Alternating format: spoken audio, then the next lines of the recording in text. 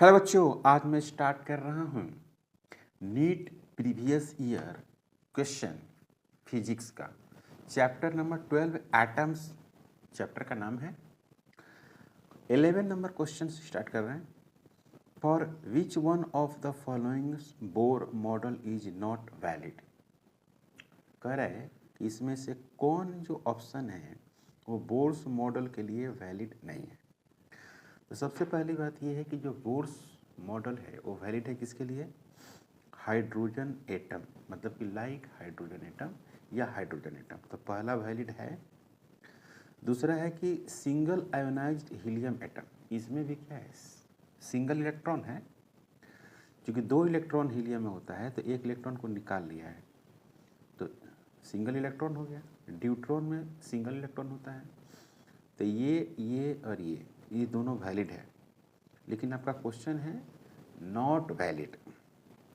तो single ionised neon atom, ये कह रहे हैं कि नियोन का 10 इलेक्ट्रॉन होता है, एक हटा दिया तो 9 इलेक्ट्रॉन, तो 9 इलेक्ट्रॉन के लिए वैलिड नहीं है।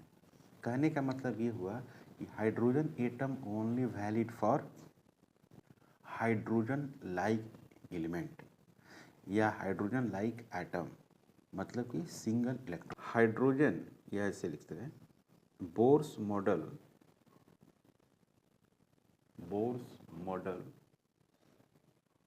only valid for hydrogen atom, या इसी को आप लिख सकते हैं हाइड्रोजन लाइक एटम।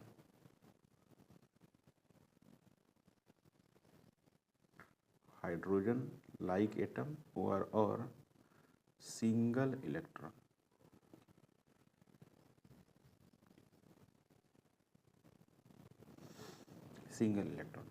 तो हाइड्रोजन तो सही है, हीलियम प्लस भी सही है, एक इलेक्ट्रॉन हो गया। लिथियम प्लस प्लस ये भी सही है ना, +2 ऐसे लिख सकते हैं। ड्यूट्रॉन भी सही है, है ना। इसमें भी क्या होता है? सिंगल इलेक्ट्रॉन होता है। अब यहाँ पे 1 2 सिंबल देते हैं इसको, यहाँ भी सिंगल इलेक्ट्रॉन है। ये यहाँ पर एक दिया हुआ है नियोन प्लस, नहीं तो इसमें है 10, एक घट गया 1, मतलब कि 9 इलेक्ट्रॉन है, तो इसी के लिए वैलिड नहीं होगा। सही है। तो आंसर क्या होगा बच्चों? इसका आंसर होगा डी। नेक्स्ट क्वेश्चन है the total energy of an electron in an atom in an orbit is -3.4 electron volt. Total energy जो है वो है -3.4 electron volt. Its kinetic energy and potential energy are respectively. Total energy दिया हुआ है, आपको बताना है कि काइनेटिक एनर्जी और पोटेंशियल एनर्जी का क्या मान होगा। सिंपल 12 टोटल एनर्जी आपको दिया हुआ है, टोटल एनर्जी है -3.4 इलेक्ट्रॉन वोल्ट। आप जानते हैं, we know that kinetic energy is equal to total energy modulus, ये होता है। तो काइनेटिक एनर्जी क्या हो जाएगा? काइनेटिक एनर्जी होगा -3.4 इलेक्ट्रॉन वोल्ट और इसका mod. Kinetic energy is equal to 3.4 electron volt और यही होगा आंसर, है ना बच्चों। अब यहाँ पर है कि पोटेंशियल एनर्जी, तो पोटेंशियल एनर्जी क्या होती है? पोटेंशियल एनर्जी होती है 2 टाइम्स टोटल एनर्जी। तो potential energy is equal to 2 time total energy, तो 2 इंटू -3.4 है, तो इसको लिखेंगे potential energy is equal to -6.8 electron volt, यही हो गया आंसर, है ना बच्चों। ऑप्शन देखिए 3.4 इलेक्ट्रॉन वोल्ट, 3.4 इलेक्ट्रॉन वोल्ट नहीं होगा, ये नहीं होगा जो काइनेटिक एनर्जी नेगेटिव है, ये भी नहीं होगा क्योंकि काइनेटिक एनर्जी क्या है? निगेटिव है, ये हो गया, ये काइनेटिक एनर्जी हो गया, ये पोटेंशियल एनर्जी हो गया। क्लियर है? Next question, the radius of the first, है ना, permitted Bohr's model for the electron in hydrogen atom equals 0.15 angstrom. मतलब ये हो गया आपका radius of the atom and it is ground state energy -3.6 electron volt. ठीक है, ग्राउंड स्टेट एनर्जी हमको मालूम है कि इतना होता है। If the electrons in the hydrogen atom, मतलब कि इलेक्ट्रॉन जो है वो हाइड्रोजन एटम में रिप्लेस्ड बाय म्यून, इसे रिप्लेसमेंट कर देते हैं, जिसका चार्ज जो है इलेक्ट्रॉन के चार्ज के बराबर है और मास जो है 207 Me हो, then first Bohr's radius and ground state energy is. तो फर्स्ट बोर्स ऑर्बिट तो ये है, अब फर्स्ट ग्राउंड एनर्जी ये है। तो सवाल ये है कि आपको ये बताना होगा कि जो जनरल फार्मूला रेडियस का होता है और एनर्जी का जो जनरल फार्मूला होता है उसमें मास का क्या रोल होता है, मतलब कि डायरेक्टली प्रोपोर्शनल होता है या इन्वर्सली प्रोपोर्शनल होता है। सही है बात? मतलब कि डायरेक्टली प्रोपोर्शनल या इन्वर्सली प्रोपोर्शनल किस रूप में होता है। क्लियर? तो आपको पता है एनर्जी में ये मास डायरेक्टली प्रोपोर्शनल होता है, तो आप क्या करेंगे, जो एनर्जी है उसमें डायरेक्ट 207 से मल्टीप्लाई करेंगे और जनरल फार्मूला में जो ये वाला वैल्यूज है उसमें ये मास जो है डिवाइड होता है, तो इसमें क्या करेंगे 207 से डिवाइड कर देंगे, यही आपका आंसर होगा। ठीक है, तो मैं पहले जनरल फार्मूला लिख रहा हूँ।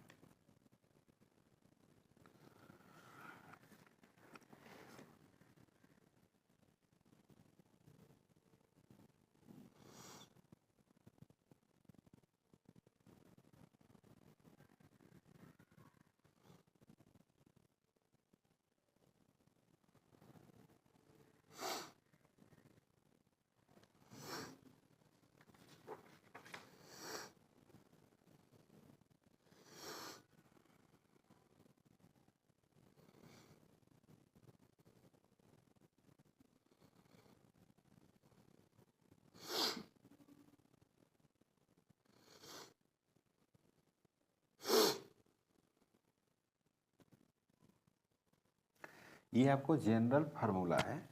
तो इलेक्ट्रॉन के लिए सिंबल, मतलब हाइड्रोजन एटम के लिए, H एटम के लिए आपको दिया हुआ है फर्स्ट ऑर्बिट का एनर्जी 0.51 एंगस्ट्रम, ये दिया हुआ है।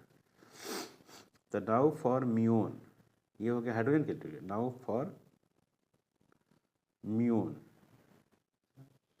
तो म्यून के लिए अगर हम बात करेंगे तो क्या होगा, R1 ही माइनस 0.51 एंगस्ट्रम डिवाइडेड बटे 208, कितना है बच्चों, 207, 207 है, 207।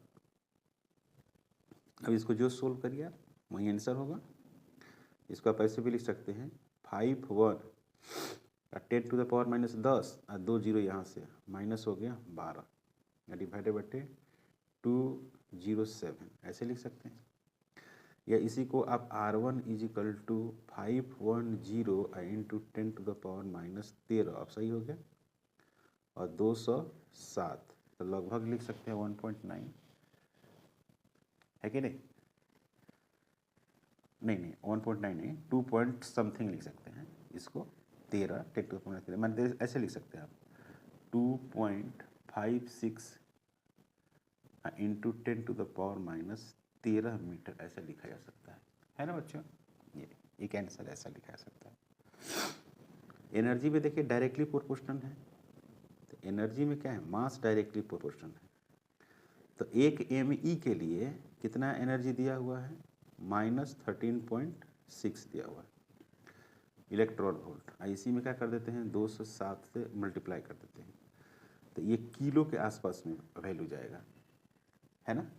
तो ये हो गया आपको 2 मतलब ये जाएगा 2.8 electron volt 2.8 kilo electron volt हो जाएगा, -2.8 इंटू 10⁻³ इलेक्ट्रॉन वोल्ट। पता है मैंने इसमें क्या किया है, बस जो ओरिजिनल वैल्यूज है उसमें मैंने मास से डिवाइड कर दिया, क्योंकि पहले जो मास था वो me था। जैसे मास ऑफ एक हाइड्रोजन एटम का क्या हो गया, m इंटू ई हो गया, और एक म्यून का कितना हो गया, 207 इंटू me हो गया। तो me के डायरेक्टली ना, तो मास के डायरेक्टली और इन्वर्सली है, तो उसी के अकॉर्डिंग मैंने डिवाइड कर दिया। तो आंसर इसका जो होगा वो सी होगा, सी आंसर करेक्ट है। आप देख रहे हैं, सी आंसर करेक्ट है। The ratio of kinetic energy to the total energy of an electron in Bohr's orbit of hydrogen atom. The ratio of kinetic energy to the total energy. Kinetic energy and total energy का आपको ratio बताना है hydrogen like atom. Question number 14, E जो N है total energy, ये होता है -13.6 electron volt, hydrogen like atom first orbit. और काइनेटिक एनर्जी जो होता है वो टोटल एनर्जी के, है ना, मॉडुलस होता है। जैसे प्लस कर दीजिए, -13.6 इलेक्ट्रॉन वोल्ट का मॉड, मतलब कि काइनेटिक की जो एनर्जी है वो कितना हो जाएगा, 13.6 इलेक्ट्रॉन वोल्ट होगा, है ना बच्चों। तो ये हो गया टोटल एनर्जी डिवाइडेड बटे काइनेटिक एनर्जी। क्वेश्चन पूछा है कि ratio of kinetic energy and total energy. तो काइनेटिक एनर्जी हो गया 13.6 इलेक्ट्रॉन वोल्ट और -13.6 इलेक्ट्रॉन वोल्ट। तो ये और ये कट जाएगा, फिर यहाँ से कटेगा, तो ये मिलेगा आपको काइनेटिक एनर्जी डिवाइडेड बटे टोटल एनर्जी 1 डिवाइडेड बटे -1। ये हो गया kinetic energy ratio total energy equal to 1 ratio -1। Ratio है क्या, 1 रेशियो -1, ऐसे होगा, यही होगा आंसर। तो आंसर देखेंगे तो बी मिलेगा आपको। करेक्ट ऑप्शन क्या है बच्चों, B. Question number 15, consider third orbit of helium atom using non relativistic approach.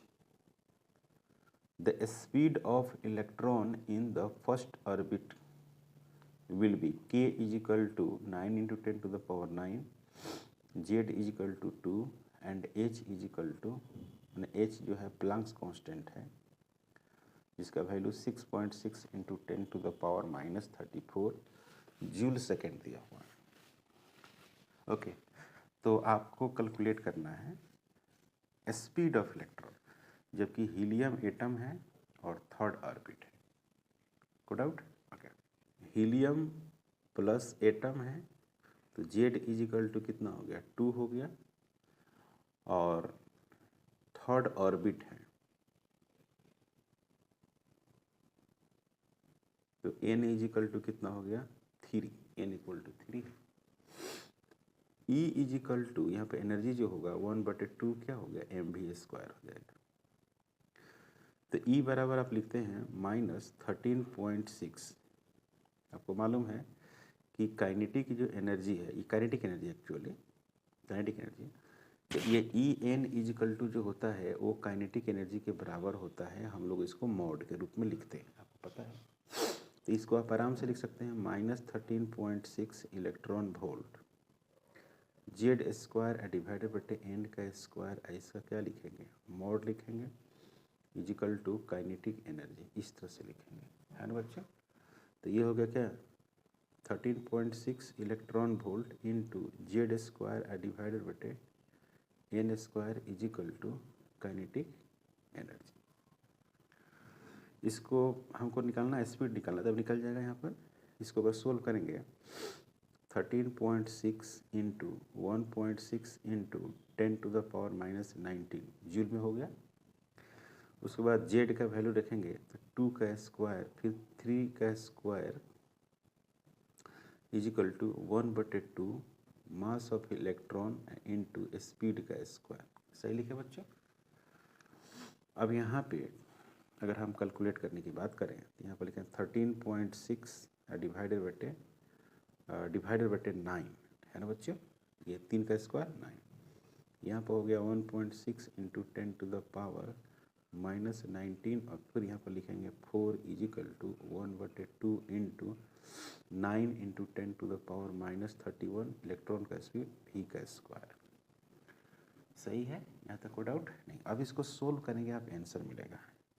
इसको आप लिख सकते हैं 9 एकम है ना, 9 हो गया और फिर 4 9 5 45 5 हो गया फिर 1 हो गया 1.51 है ना बच्चों, 1.51। अब इसमें आप इसको मल्टीप्लाई करिएगा इसमें तो ये हो जाएगा आपको 4, बिल्कुल 5 से अगर मल्टीप्लाई करेंगे 4 में तो 20 हो जाएगा, 0 होगा फिर 2 यहाँ हो गया 6 पॉइंट इतना हो गया। ओके, फिर यहाँ पर हो गया बच्चों, इसको हम 16 कर देते हैं। इसको क्या करते हैं बच्चों 16, देख रहे हो 16, यहाँ पर हो जाएगा 10 टू द पावर -20।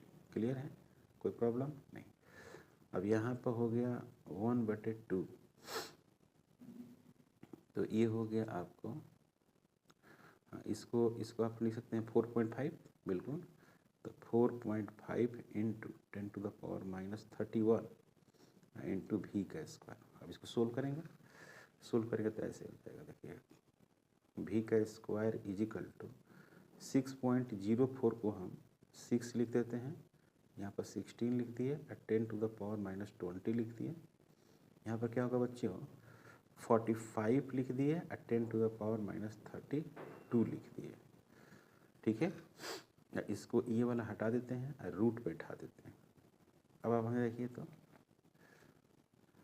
इसको अगर हम सोल्व करें 6 को अंदर रहने देते हैं, 4 को बाहर कर दिए है ना, 10 टू द पावर माइनस कितना हो गया 10 हो गया और यहाँ पे इसको हो गया 10 टू द पावर -16 हो गया और यहाँ पर 4 बाहर हो गया, ऐसे हो गया, देख रहे हैं।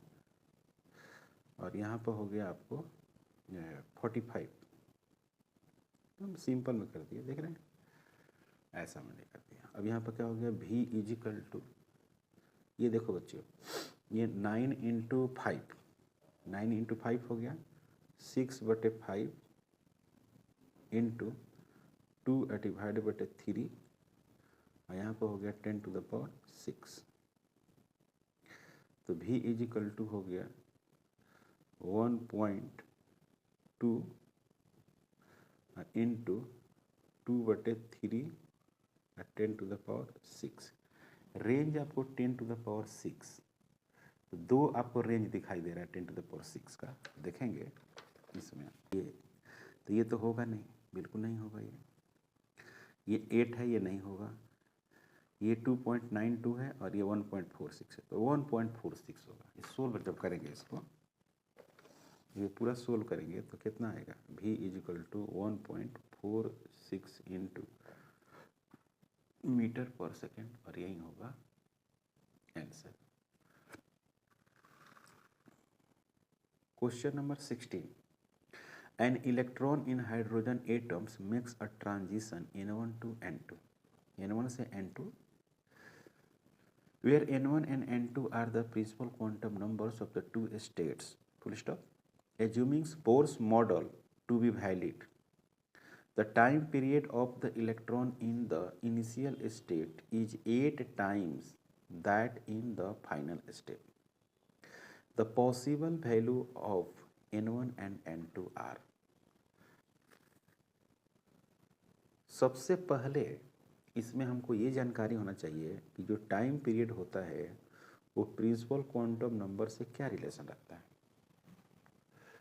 तो T डायरेक्टली प्रोपोर्शनल N³ है, तो T1 डायरेक्टली प्रोपोर्शनल N1 का cube, T2 directly proportional N2 का क्यूब, T1 डिवाइडेड बटे T2 is equal to KN1 cube divided बटे KN2 क्यूब। ये कैंसिल हो जाएगा तो T1 डिवाइडेड बटे T2 इजिकल टू N1 का क्यूब डिवाइडेड बटे N2 का cube. According to question last में एक लाइन लिखा हुआ है, assuming Bohr's models to be valid, the time period of the electron in the initial state is 8 times of the final state। जो initial state जो time period है T1 वो कितना है बच्चों, 8 टाइम्स T2 है, ये कह रहा है, यही क्वेश्चन के अनुसार कह रहा है। अब यहाँ पुट कर देंगे तो 8T2 डिवाइडेड बटे T2 इजिकल टू N1 का क्यूब डिवाइडेड बटे N2 का क्यूब, ये और ये कैंसिल हो गया। तो 8 इजिकल टू N1 का क्यूब डिवाइडेड बटे N2 का क्यूब, यहाँ पर क्या होगा 2 इजिकल टू N1 डिवाइडेड बटे N2। क्लियर। तो हमको बताना है कि N1 ऑर्बिट और N2 ऑर्बिट क्या है। तो यहाँ पर तो N1 बटे N2 अगर आप देखेंगे तो 2/1, तो ऐसा ऑप्शन है ही नहीं, ऐसा ऑप्शन नहीं है। मतलब कि N1 बराबर 2, N2 बराबर 1। आंसर तो सही है लेकिन ऑप्शन नहीं है। तो ऑप्शन क्या है, ऐसे ऑप्शन है N1 बटे N2 इजिकल टू 2 से मल्टीप्लाई कर देंगे तो 4 हो जाएगा और फिर 2 हो जाएगा, होगा ना। तो N1 इजिकल टू 4 है और N2 इजिकल टू 2 है, ये आंसर है। सही है। आंसर क्या है बच्चों, नहीं है। तो अगर आप आंसर देखेंगे तो आपको डी ऑप्शन मिलेगा जो करेक्ट है। सही है बच्चों। क्वेश्चन नंबर 17 काफ़ी अच्छा क्वेश्चन है। Monochromatic radiation emitted when electron on hydrogen atom jumps from first excited state to ground state. Ground state irradiates, मतलब कि N1 बराबर 1 है और N2 बराबर 2 है। Photo sensitive materials the stopping potential measure to be 3.57 volt. कह रहा है कि जो स्टॉपिंग पोटेंशियल है वो V नॉट वो कितना है 3.57 वोल्ट है। The threshold frequency of the material is. तो आपको खुद समझना होगा कि थ्रेशोल्ड फ्रीक्वेंसी कैसे निकलेगा। जब तक वर्क फंक्शन नहीं निकलेगा तब तक आप थ्रेशोल्ड फ्रीक्वेंसी नहीं कैलकुलेट कर सकते हैं, है ना बच्चों। तो फार्मूला आपको जो हम लिखते हैं कि Kmax equal to E minus phi not, इसी को आप लिखते हैं EV not equal to E minus phi not. हमको कैलकुलेट करना है फाई नॉट, बिल्कुल। तो पहले फाई नॉट कैलकुलेट करेंगे तो phi not equal to E minus EV not, ऐसे लिख सकते हैं। इसको आप फिलहाल इक्वेशन नंबर फर्स्ट मान लीजिए। Equation number first, phi not equal to E minus EV not, है ना बच्चों। अब आप क्या कीजिए कि इसको ये आपको दिया हुआ है, ये V नॉट आपको क्वेश्चन में दिया हुआ है, देख रहे हैं। ये देखिए, ये दिया ना स्टॉपिंग पोटेंशियल, ये क्वेश्चन में दिया है ना बच्चों, क्वेश्चन में दे दिया। वो कितना दिया हुआ है 3.57 वोल्ट। ओके, तो E हमको कैलकुलेट करना है। तो E कैसे कैलकुलेट करेंगे, N1 बराबर 1 दिया हुआ है और N2 बराबर 2 दिया हुआ है। एक्साइटेड हो गया तो E बराबर हो गया 13.6 1 बटे N1 का स्क्वायर माइनस 1 बटे N2 का स्क्वायर।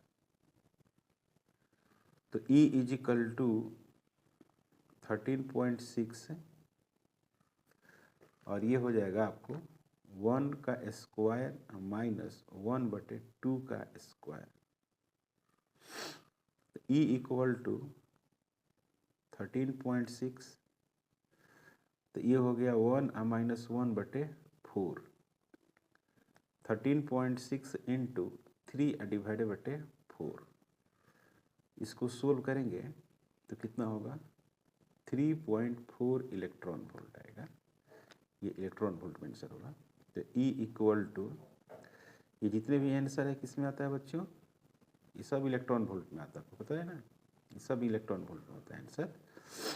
तो ये हो गया 3.4 इंटू 3 इलेक्ट्रॉन वोल्ट, ये आया। अब क्या करना है, इसको मल्टीप्लाई करेंगे तो 4 3 12 हो जाएगा, 2 और 3 के 9 1 10, ये हो गया इलेक्ट्रॉन वोल्ट। अब इस वैल्यूज को, ये जो वैल्यूज है यहाँ पर इक्वेशन नंबर फर्स्ट माने हैं, इसी में सब्स्टिट्यूट करना है। ये ई वाला वैल्यूज यहाँ पर पुट कर देते हैं तो क्या मिलेगा आपको, phi not is equal to 10.2 electron volt minus E into 7 V not 3.57 volt. इसको थोड़ा सा और इधर सोल्व करेंगे तो कैसा मिलेगा, ये हो गया आपको 10.2 माइनस 3.57 और इलेक्ट्रॉन वोल्ट। तो इसको सब्ट्रैक्ट करेंगे तो इसको 0 20 हो जाएगा। तो 10 है ना, हाँ 20, मतलब कि इसको ऐसे सोल्व करें 10.20 और 3.57, तो ये हो गया आपको 10 में से आपको 3 हो गया और ये हो गया आपको 11, तो ये हो गया आपको 6 और ये हो गया 9 6, ये आएगा आपका। तो हो गया 6.63 इलेक्ट्रॉन वोल्ट, ये हो गया आपको फाई नॉट। इस तरह से लिख सकते हैं। कोट आउट नहीं, हमको निकालना है थ्रेशोल्ड फ्रीक्वेंसी, तो यहाँ पर लिखेंगे H nu not, H nu not, ये हो गया 6.63 इलेक्ट्रॉन वोल्ट। तो nu not is equal to 6.63 into 1.6 into 10 to the power minus 19। एक इलेक्ट्रॉन वोल्ट बराबर इतना होता है, एच का वैल्यू नीचे 6.63 into 10 to the power minus 34 ऐसे होगा। तो ये वाला और ये वाला कैंसिल हो जाएगा। तो nu not is equal to 34 है तो ये हो जाएगा 15, है ना बच्चों। तो 1.6 into 10 to the power 15 H Z, ये हो गया आंसर। गुड आउट, यहाँ तक कोई प्रॉब्लम नहीं, ओके है ना बच्चों। तो क्वेश्चन नंबर 17 हो गया। क्वेश्चन नंबर 18 की बात करते हैं। An electron in the hydrogen atom jumps from excited state n to ground state, मतलब कि n1 बराबर 1 है और n2 बराबर n है। The wavelength of emitted illuminated the photosensitive materials having work function 2.75. The stopping potential of photoelectron is 10 volt. Then value of n is, बच्चों तो work function भी दिया हुआ है फाई नॉट और इसका जो मान दिया हुआ है 2.75 इलेक्ट्रॉन वोल्ट। फिर आपको स्टॉपिंग पोटेंशियल दिया हुआ है और वो दिया हुआ है 10 वोल्ट। तो आपको बताना है कि n का वैल्यू क्या होगा, है ना बच्चों, n का वैल्यू क्या होगा। ओके, तो सबसे पहली बात कि आपको मालूम है कि यहाँ पर kmax is equal to E minus phi not हम लोग लिखते हैं। तो यहाँ पर हो गया E V not is equal to E minus phi not, इस तरह से कैलकुलेट करते हैं। तो हमको कैलकुलेट करना है क्या, n का वैल्यू। तो इसको आप इधर लेकर आइए, e is equal to E V not plus phi not, इसको बोलते हैं इक्वेशन नंबर फर्स्ट, है ना।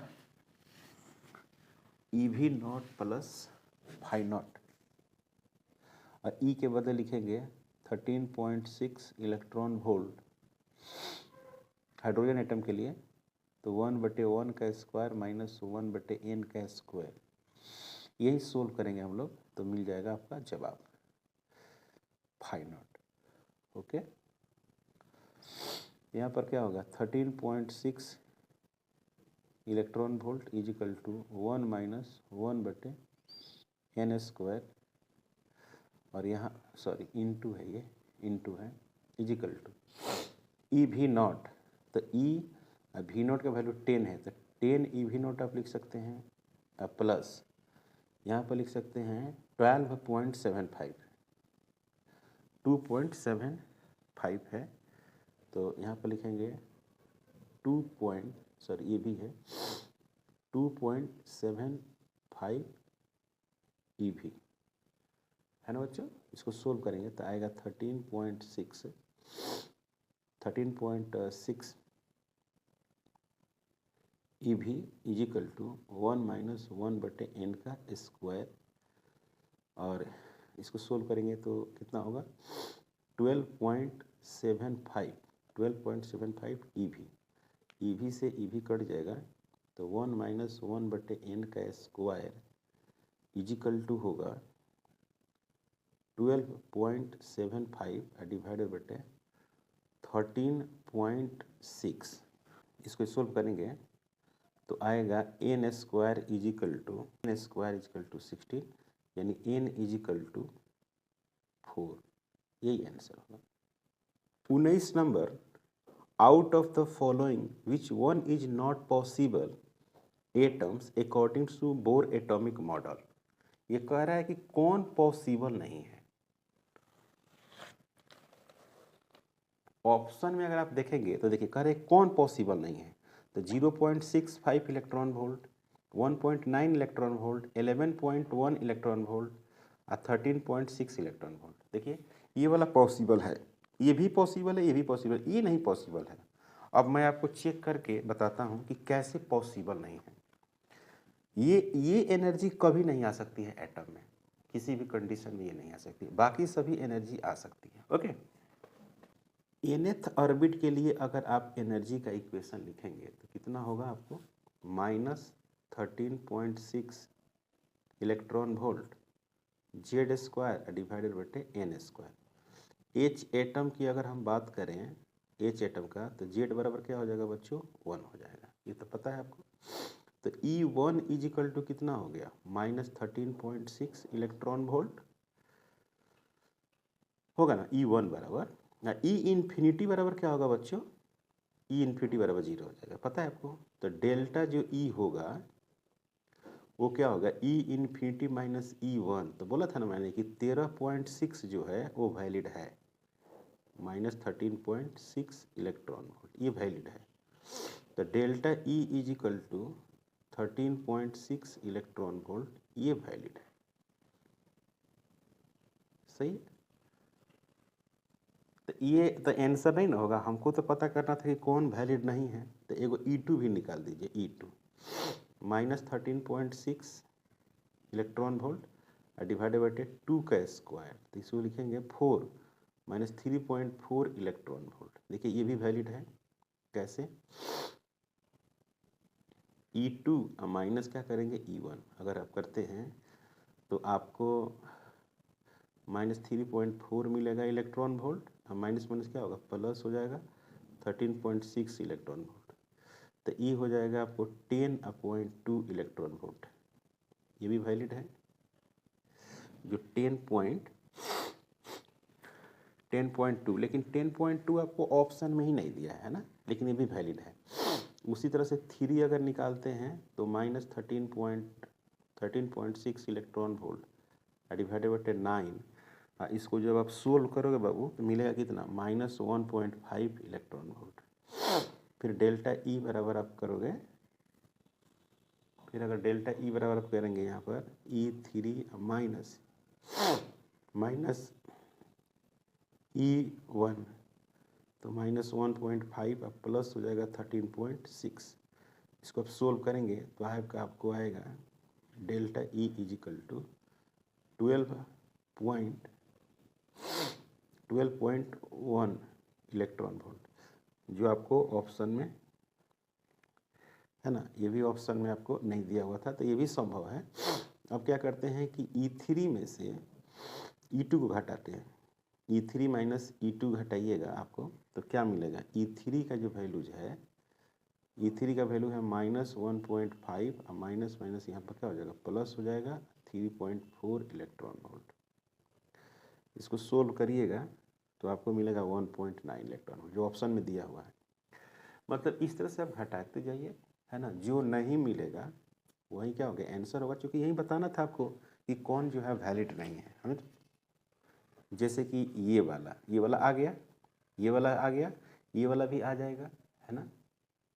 2 में से 4 में से 3 घटाइएगा तो ये आ जाएगा। ये कभी नहीं आ सकता, इसीलिए ये असंभव नहीं है, ये असंभव है बिल्कुल। यहाँ देखो बाबू, the energy of hydrogen atom in the ground state, ये दिया हुआ है। The energy of helium plus ion in the first excited state will be, इतना ही होगा। अब समझिए कैसे, ये कह रहा है कि हाइड्रोजन एटम ग्राउंड स्टेट में ये है, तो कह रहा है कि एनर्जी ऑफ हीलियम प्लस के लिए ion in the first excited state will B, क्या होगा, तो हम कह रहे हैं कि इतना ही आंसर होगा। कैसे, 20 नंबर में कह रहा है कि ग्राउंड स्टेट है और हाइड्रोजन एटम है, तो -13.6 इलेक्ट्रॉन वोल्ट है कि नहीं, हाइड्रोजन एटम के लिए। अब कह रहा है कि एक्साइटेड स्टेट मतलब 2 होना चाहिए, लेकिन हीलियम के लिए होना चाहिए, हाइड्रोजन के लिए है। तो ये हो गया -13.6 इलेक्ट्रॉन वोल्ट डिवाइडेड बटे क्या हो गया 2 का स्क्वायर। हीलियम के लिए लिखेंगे तो क्या लिखेंगे, 2 का स्क्वायर लिखेंगे ना, किसके लिए, हीलियम के लिए। हीलियम का जेड कितना होता है, 2 होता है, हीलियम प्लस, तो ये हो जाएगा उतना ही हो गया। आप देख रहे हैं, इलेक्ट्रॉन वोल्ट किसके लिए, हीलियम प्लस के लिए। क्यों, क्योंकि जो एनर्जी होता है वो होता है -13.6 इलेक्ट्रॉन वोल्ट जेड स्क्वायर बटे एन स्क्वायर, ये होता है एनर्जी का फॉर्मूला। तो एक्साइटेड कर दिए तो एन बराबर 2 कर दिए, हीलियम एटम कर दिए तो जेड बराबर क्या हो गया 2 हो गया, तो 2 का स्क्वायर कैंसिल होगा, तो फिर यही बच जाएगा। आज हमने 20 तक सोल्व किया। नेक्स्ट लेक्चर में हम लोग कंटिन्यू 20 के बाद सोल्व करेंगे। चैनल पर नए हैं प्लीज़ सब्सक्राइब करें, शेयर करें। Thank you.